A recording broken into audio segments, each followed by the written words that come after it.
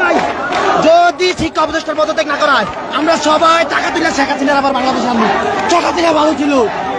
Oh my God, bro. Oh, hell no, man. What the fuck, man?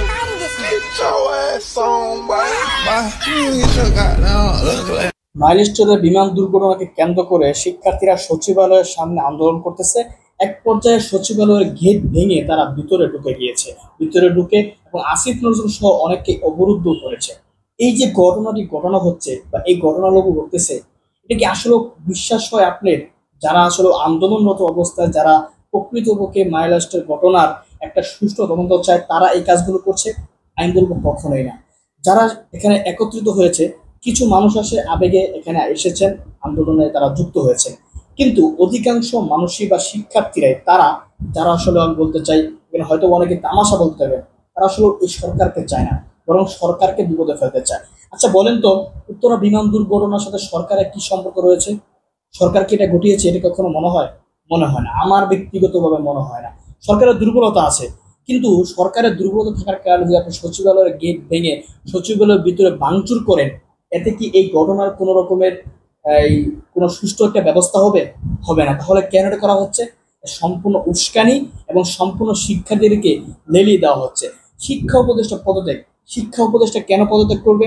কি দরকার আছে শিক্ষা উপদেষ্টা পদত্যাগ করলে? কি লাভ হবে শিক্ষা উপদেষ্টা পদত্যাগের?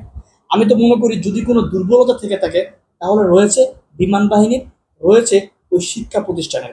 বিমান বাহিনী বারবার বলতেছে এমন দুর্ঘটনা হওয়াটা, এমন দুর্যোগ অনেক সময় দেশে ঘটে, এর চাইতেও ভালো প্রযুক্তির বিমান থাকলেও সেই বিমানে দুর্ঘটনা ঘটে। তো এই বিমানটা একটা জাতীয় দুর্যোগ তো বলতে পারেন, বলা যেতে পারে, কিন্তু ঘটনা ঘটে গেছে এমন সময় যে সময় আসলে আমরা নানাভাবে বিতর্কিত, আমাদের উপদেষ্টারা নানাভাবে বিতর্ক, এ তো মূল বিষয়। কিন্তু এই উস্কানিতে পা দিয়ে সচিবালয় ভাঙচুর বা ঘেরাও, পুলিশের সাথে দস্তাদস্তি, এগুলোর মাধ্যমে আমরা কি অর্জন করতে চাই?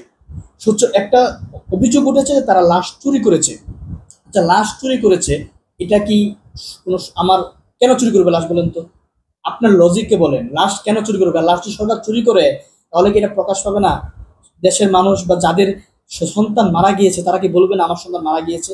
অতএব আপনি কয়েকটা দিন মাত্র গেল, এখানে লাশ চুরি তো পরের কথা, লাশই তো শনাক্ত করা যাচ্ছে না যে কয়জন মারা গিয়েছে। অনেকের তো লাশ নেই, পুরো ছাই হয়ে গিয়েছে, কিভাবে শনাক্ত করবেন আপনি লাশ কয়জন মারা গিয়েছে? এমনও তো আছে যে বলে একদম সার্কাত হয়ে গিয়েছে, সেগুলো আপনি কিভাবে এই শনাক্ত করবেন? তার মানে এটার জন্য সময় দিতে হবে।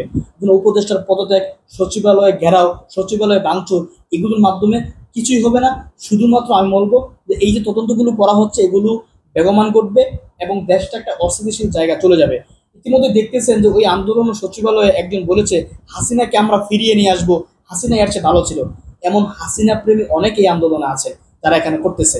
আমি বলবো যে আমরা সরকারকে সময় দিই, যে ঘটনা ঘটে গিয়েছে যাতে করে সামনে এমন ঘটনা না ঘটে, সেটার বিষয়ে কি চিন্তা করা যায় সেটা নিয়ে আলোচনা করা যাক। এখন যে ঘটনা ঘটেছে এই ঘটনা থেকে কিভাবে বের হওয়া যায়, কিভাবে এটা সুষ্ঠু তদন্তের মাধ্যমে নির্দিষ্ট কারণ খুঁজে বের করা যায়, সেগুলো নিয়ে আমাদের কাজ করা উচিত। শুধু শুধু সচিবালয় ঘেরাও করে উপদেষ্টাদের পদত্যাগ করে উপদেষ্টাকে জুতা মেরে আমরা কিছু অর্জন করতে পারবো না। আর এগুলো যারা করতেছে আমরা কিছু আবেগবান মানুষ, আমরা কিছু মানে আবেগপ্রণীত হয়ে কাজগুলো করছি কিছু মানুষের নেতৃত্বে। আপনি খবর নিয়ে দেখেন এই মানুষগুলো কোন ধর্মের, সেটা সম্পূর্ণ আওয়ামী লীগ ধর্মের, এটা আপনাকে মনে রাখতে হবে। এই জন্য আমি যারা আন্দোলন করতেছেন প্রত্যেককে অনুরোধ করে বলবো যে আমরা সরকারকে সময় দিই, বরং আমরা এই মিছিল আন্দোলন না করে বরং আমরা যারা আহত হয়েছেন তাদের পাশে সময় দিই, যারা যে সমস্ত পরিবারগুলো ক্ষতিগ্রস্ত হয়েছেন, তার সন্তান হারিয়েছেন, আমরা তাদেরকে সময় দিই। হয়তোবা এটার দ্বারা আমরা কিছু একটা করতে পারবো। আমরা একটা ঐক্যবদ্ধ জাতি, আমরা কিন্তু এটা প্রমাণ করেছি। আবার আমরা যে কত নোংরা জাতি সেটা কিন্তু প্রমাণিত করেছি। অতএব বাংলাদেশ সব ভালো খারাপ মিলিয়েই একটা জাতি।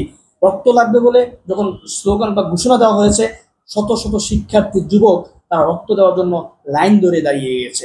এটা হচ্ছে বাংলাদেশ। আবার এই বাংলাদেশেই সেই একই জায়গায় 20 টাকার পানি 600 টাকা বিক্রি হয়েছে, চিন্তা করতে পারেন। অতএব আমাদের দেশে সব রকমেরই মানুষ রয়েছে, কিন্তু আমরা ঐক্যবদ্ধ থাকতে চাই। আমরা বিভ্রান্ত হব না কারো কথায়, বিভ্রান্ত হলে হয়তোবা আমাদের নিজেরই ক্ষতি হবে।